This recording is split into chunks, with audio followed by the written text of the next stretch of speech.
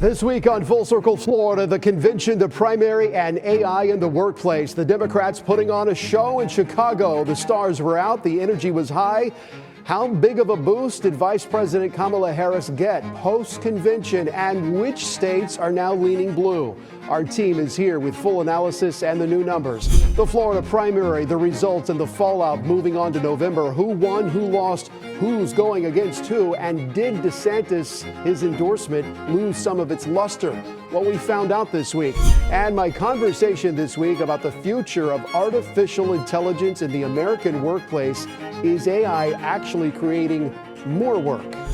But we begin with the primary results this week and what it now means for your vote in November. Forrest Saunders leads us off. Florida Democrats exuberant Wednesday after their recent school board victories on primary night.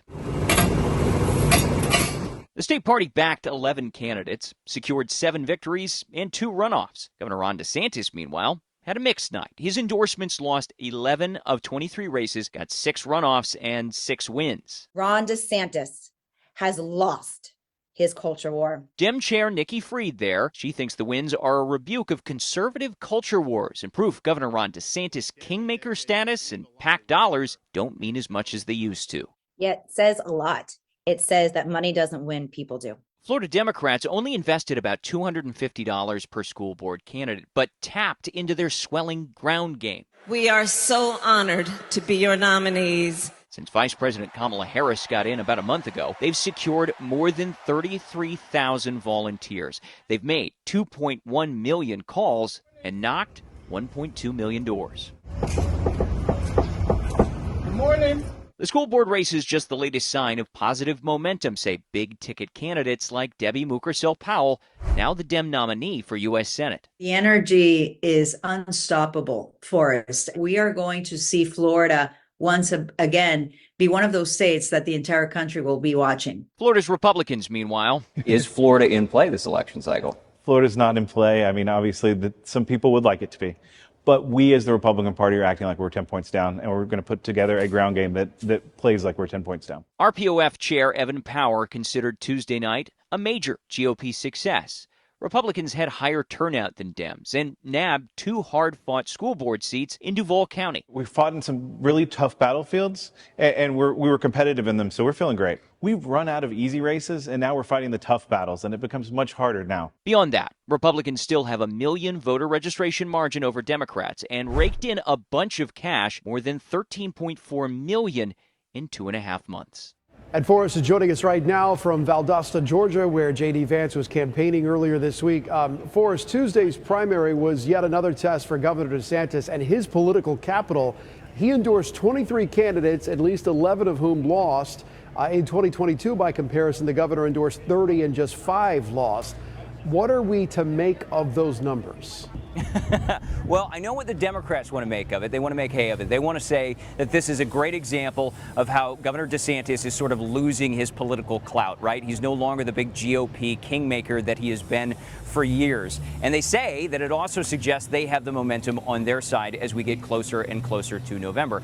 Meanwhile, if you talk to the Republicans, what they're going to tell you is they've run out of easy races to win and that they competed in some very tough battlegrounds across the state. And so even though they didn't deliver all the victories they wanted, this is just an example of how they are still knocking down some victories. They had 2 in Duval County, which, GOP Chair Evan Power called a deep blue county. But if you look at the last few presidential cycles, going back to like 2008, they have regularly voted for the Republican over the Democratic candidate. So listen, you can make of it what you want, but at this point, both parties are coming away saying, hey, we won. Meanwhile, Forrest, the Senate matchup in Florida is now set. Rick Scott versus Debbie Mucarsel-Powell.